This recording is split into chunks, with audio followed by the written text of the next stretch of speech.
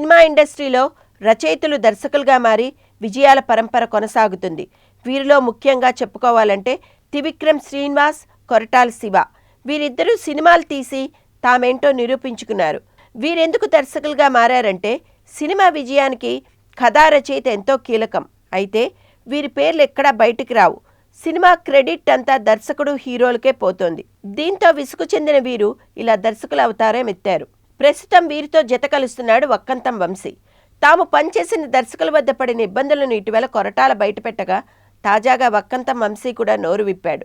సినిమాలో తమ పాత్ర ఎంతో విన్నా కేవలం హీరో, దర్శకుడు, సంగీత దర్శకుడు గురించి చెప్తారే తప్ప రచయిత గురించి చెప్పరు.